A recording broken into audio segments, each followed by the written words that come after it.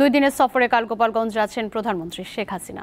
তার আগমনকে ঘিরে বঙ্গবন্ধুর সমাধিসৌধ কমপ্লেক্স পরিষ্কার পরিচ্ছন্ন সহ অন্যান্য কার্যক্রম প্রায় শেষ করেছে কর্তৃপক্ষ।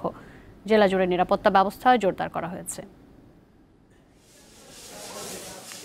৫ জুলাই শুক্রবার বিকেলে পদ্মা সেতু প্রকল্পের সমাপনী অনুষ্ঠানে যোগ দিতে শরীয়তপুরের জাজিরা পয়েন্টে যাবেন প্রধানমন্ত্রী শেখ হাসিনা। অনুষ্ঠান শেষে জাজিরা থেকে সড়ক পথে গোপালগঞ্জের টুঙ্গিপাড়ায় যাবেন প্রধানমন্ত্রী। গোপালগঞ্জে পৌঁছে প্রথমে তিনি জাতির পিতা বঙ্গবন্ধু শেখ মুজিবুর রহমানের সমাধিসৌধের বেদিতে পুষ্পমাল্য অর্পণ করে শ্রদ্ধা নিবেদন করবেন। এরপর ৭৫-এর ১৫ই আগস্ট নিহত সকল শহীদদের স্মরণে বিশেষ দোয়া ও মোনাজাতে অংশ নেবেন প্রধানমন্ত্রী।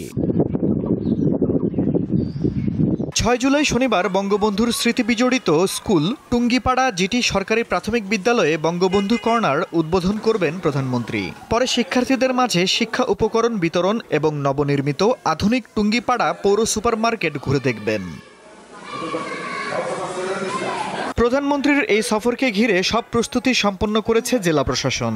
মাননীয় প্রধানমন্ত্রীর এই সফরকে উৎসবমুখর এবং নিরাপদ করার লক্ষ্যে আমরা প্রশাসন আইন শৃঙ্খলা রক্ষাকারী বাহিনীর সাথে নিরাপত্তা সমন্বয় সভা করেছি।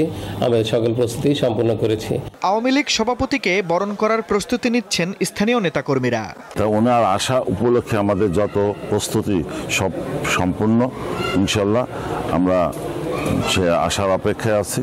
জনগণও অপেক্ষায় আছে কখন তার নেত্রীকে একটু দেখবে দুই চোখ দিয়ে, সেই আশা সবাই অপেক্ষমান আছে। আমরা গোপালগঞ্জ জেলা আওয়ামী লীগ আমরা তাকে বরণ করার জন্য গেট এবং আমরা ফেস্টুন বিভিন্নভাবে তাকে স্বাগত জানানোর জন্য আমরা সার্বিকভাবে আমাদের সহযোগী সংগঠন আমরা তার প্রস্তুতি নিয়েছি।